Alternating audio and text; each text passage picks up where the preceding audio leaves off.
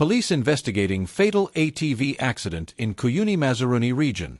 Police are investigating a fatal accident involving a 37-year-old man, Marlon Davidson, who lost his life on Sunday after losing control of the all-terrain vehicle, ATV, he was operating. The incident occurred around 1725 HRS on the Sandhill Trail in Cuyuni-Mazaruni, Region No. 7. Davidson, who was employed by Hopkinson Mining Security Firm and resided in Pudaroyan, West Bank Demerara, was reportedly traveling east at a high speed along the northern side of the trail when he lost control of the ATV. This led to the vehicle flipping over and pinning him beneath it on the trail surface. As a result of the impact, Davidson sustained multiple injuries. He was found unconscious by public-spirited citizens, who quickly transported him to the Bartica Regional Hospital. Despite their efforts, Davidson was pronounced dead on arrival by medical professionals. Police are continuing their investigations into the circumstances surrounding the incident. Scores of workers at Blairmont Sugar Estate go on strike over pay issues.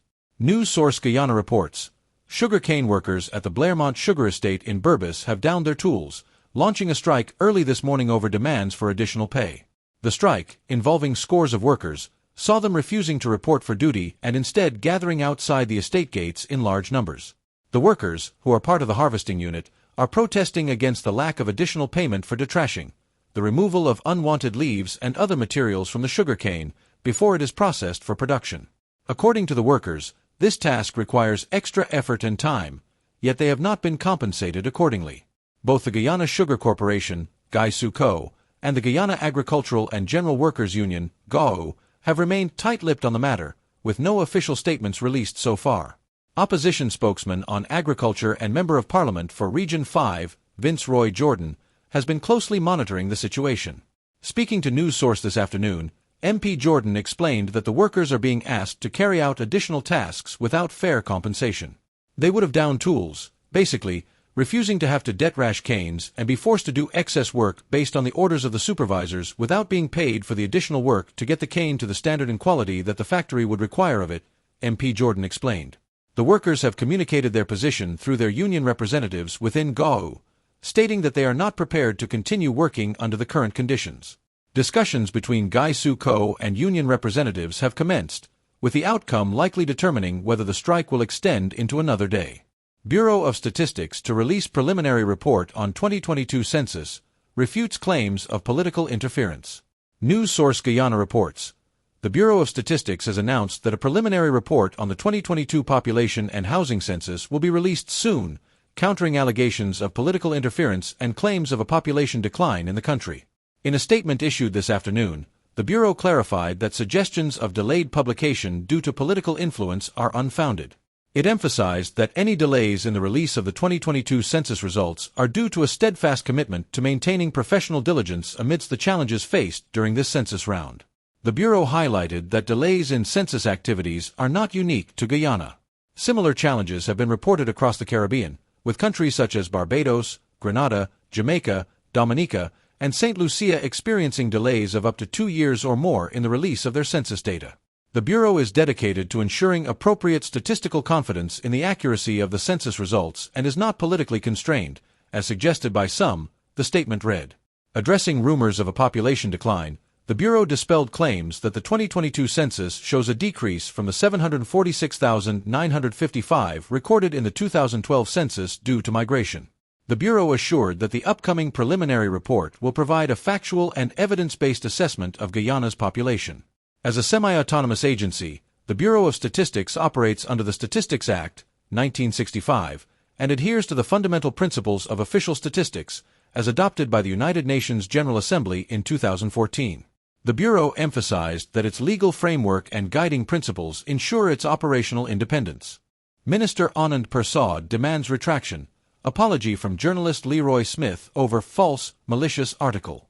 Minister within the Ministry of Local Government and Regional Development, Anand Persaud, has formally demanded a retraction and apology from journalist Leroy Smith following the publication of an article that Minister Persaud's attorney describes as false and malicious.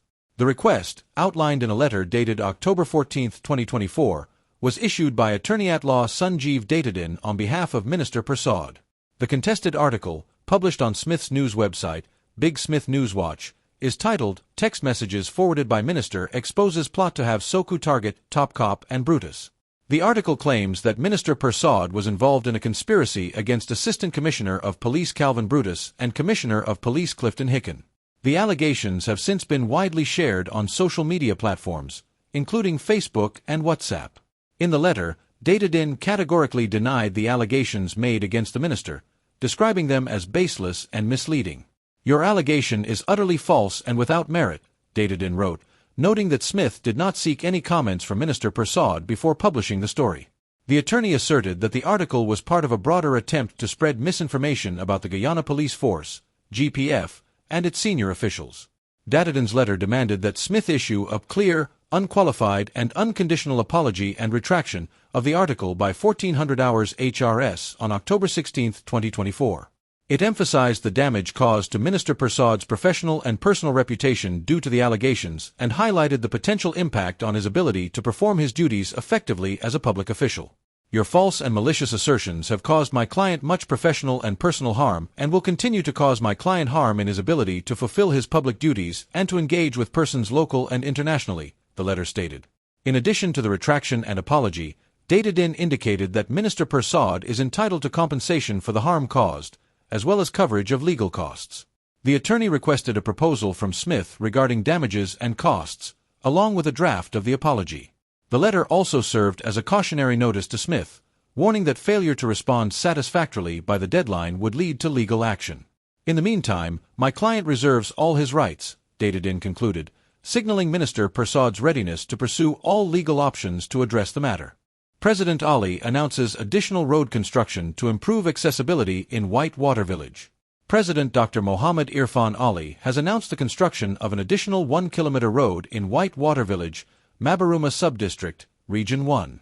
This initiative aims to enhance accessibility for residents and boost the local economy.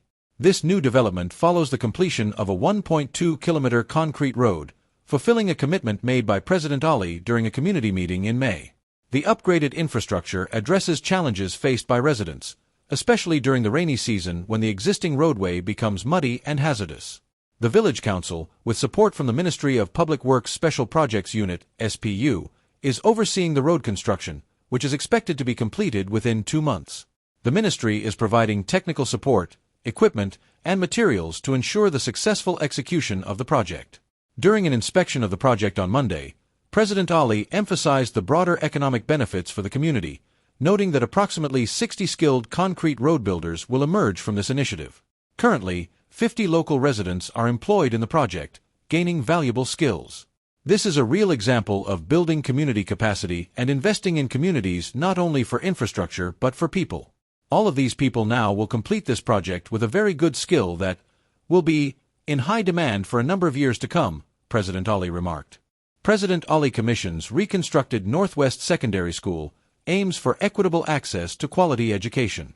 President Dr. Mohammed Irfan Ali has officially commissioned the newly reconstructed Northwest Secondary School in the Mabaruma Subdistrict, Region 1, providing a state-of-the-art facility designed to enhance educational opportunities for students in the region.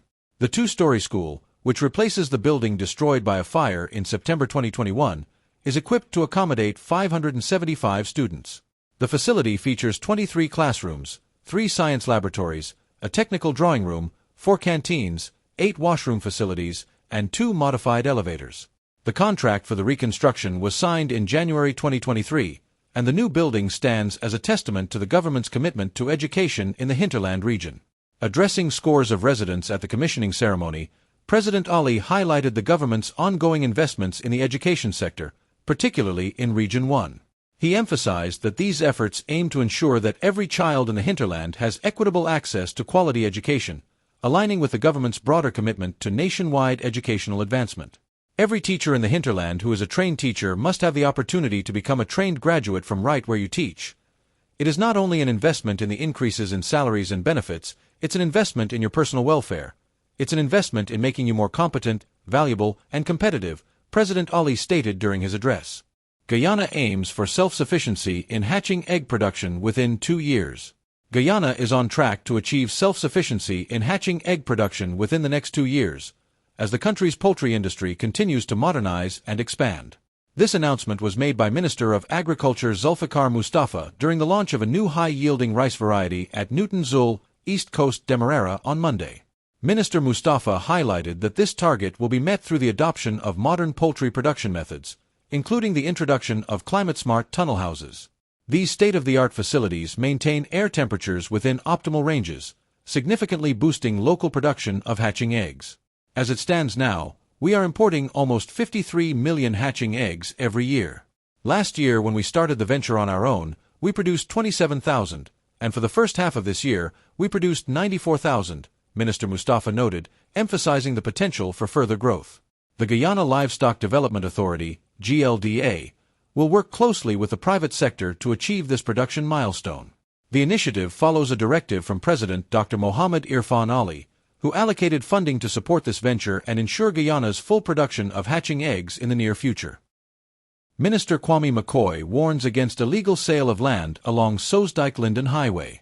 Minister Kwame McCoy, responsible for public affairs within the Office of the Prime Minister, has issued a stern warning regarding the illegal sale of land along the Soesdyke-Linden Highway. This comes after numerous complaints from citizens who reported paying for plots of land without receiving any.